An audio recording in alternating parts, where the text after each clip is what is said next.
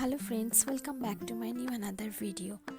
Facebook থেকে সমস্ত প্রত্যাশা প্রায় ছেড়িয়ে দিয়েছিলাম যখন দেখলাম আমার সব কিছুতেই রিচ ডাউন হয়ে গেছে। কিন্তু কি আর করা যাবে, ভালো লাগাটাই যেখানে বন্দি হয়ে আছে সেখানে প্রত্যাশা রেখে লাভ কি।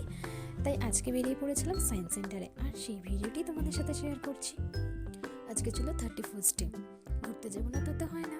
যাই হোক, বিকেলবেলায় বেরিয়ে পড়লাম সকলে মিলে সায়েন্স সেন্টারে।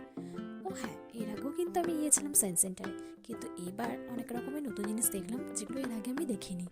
এই যে ফোয়ারাটা দেখতে পাচ্ছ, এর ভেতর দিয়ে গেলে কিন্তু গায়ে একটুও জল লাগে না। দারুণ সুন্দর ছিল এই জিনিসটি। অনেকক্ষণ ধরে এখানে দাঁড়িয়ে থাকতে থাকতেই সন্ধ্যা হয়ে গেল, চারিপাশটা বেশ অন্ধকার হয়ে গেল। কি আর করা যাবে, যখন দেরি করে এসেছি তখন এটুকুনি তো হতেই হবে, তাই না? এই অন্ধকারের মধ্যেই চারিপাশটা যেন অন্যরকম একটা আলাদা অনুভূতি লাগছিল। এখানে কিছুক্ষণ দাঁড়িয়ে থেকে এবার ভেতরে যাব। ভেতরেও অনেক রকমের জিনিস আছে যেগুলো অনেক কিছু শেখারও আছে, বিশেষ করে যারা সায়েন্সের স্টুডেন্ট তাদের জন্য তো ভীষণই প্রয়োজনীয়। চলো তাহলে ভেতরে যাওয়া যাক। এই যে ভেতরে গিয়ে ফার্স্টেই যেটা দেখতে পেলাম সেটা হলো ক্ল্যাপ ট্রি। এইখানে দাঁড়িয়ে ক্ল্যাপ করলে এই গাছটার মধ্যে আলো জ্বলে ওঠে। বেশ দারুণ সুন্দর ছিল কিন্তু দেখার মতো। আবার ক্ল্যাপ করা থামিয়ে দিলে আলোগুলো নিভে যায়। দারুণ ভালো লাগছিল এই জিনিসটা দেখতে।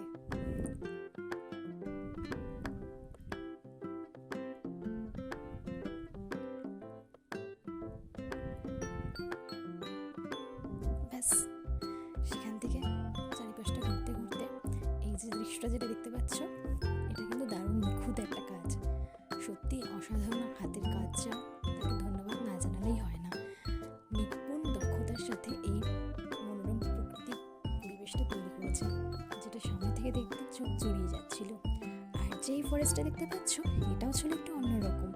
দেখে মনে হচ্ছে সত্যিকারেরই, কিন্তু না, এটা ছিল আর্টিফিশিয়াল ফরেস্ট। আর এখানে যে অ্যানিমালসগুলো দেখতে পাচ্ছ, এগুলো কিন্তু আর্টিফিশিয়াল, যেটা বাচ্চাদের জন্য খুবই আনন্দের।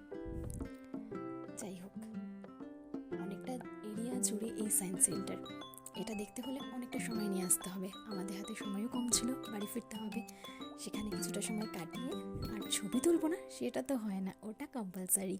যাই হোক, কিছুটা ছবি তুলে আনন্দ করে বাড়ি চলে এসেছি। আজকের দিনটা বেশ ভালোই কেটেছে। তোমাদের কেমন কাটলো আজকে 31st ডে? অবশ্যই